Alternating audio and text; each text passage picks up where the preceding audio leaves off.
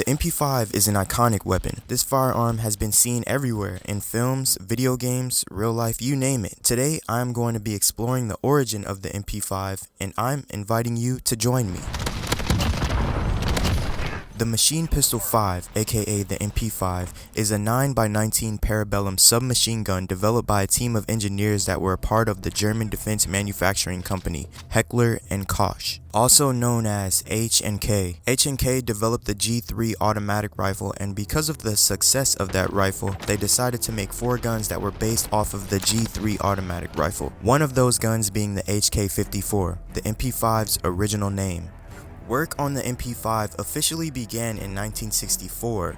2 years after work began, this weapon was adopted by German federal police. Throughout the years, the MP5 has had many variants that were introduced. In 1974, the MP5 SD was first seen. This variant of the SMG is a suppressed version of the MP5. Some of you probably didn't know this, but the MP5's original magazine was straight. Come around 1977, the 30-round curved steel magazines were introduced for the MP5A2 and the MP5A3 variants.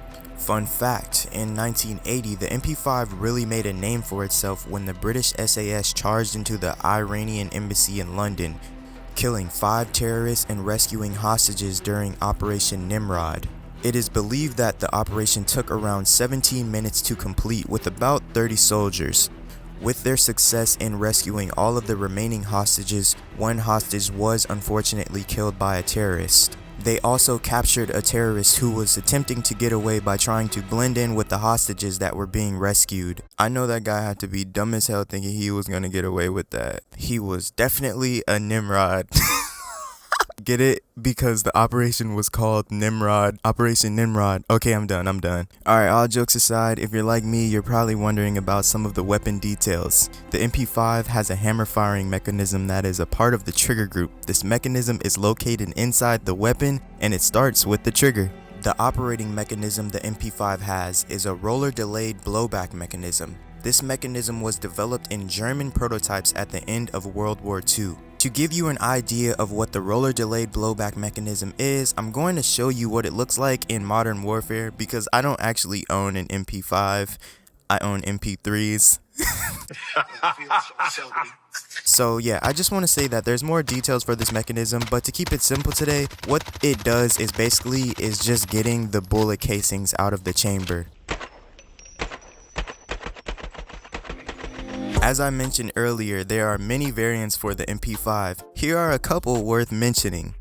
MP5A2 with a fixed stock, MP5A3 with a retractable stock, and the regular MP5A1 with no butt stock is just your standard MP5. There's also the MP5K, aka the Kurz, is a short stuff version of the MP5 created in 1976. H&K also provided training variants for this weapon, the MP5A4 PT and the MP5A5 PT. The PT stands for Plastic Training. This is where the gun fires 9x19mm lightweight plastic projectiles that were fabricated by Dynamit Nobel, a weapons company located in Germany. There also used to be higher caliber variants as well. In 1992, H&K introduced the MP510 equipped with 10mm auto rounds and the MP540 that fires 40 caliber Smith & Wesson rounds. Sadly, problems with these weapons caused them to be discontinued in the year of 2000. What's really cool about Modern Warfare is that you can actually make some of these weapon variants in the game when you're using the Gunsmith. All in all, the MP5 will always be remembered as an iconic weapon as time goes by.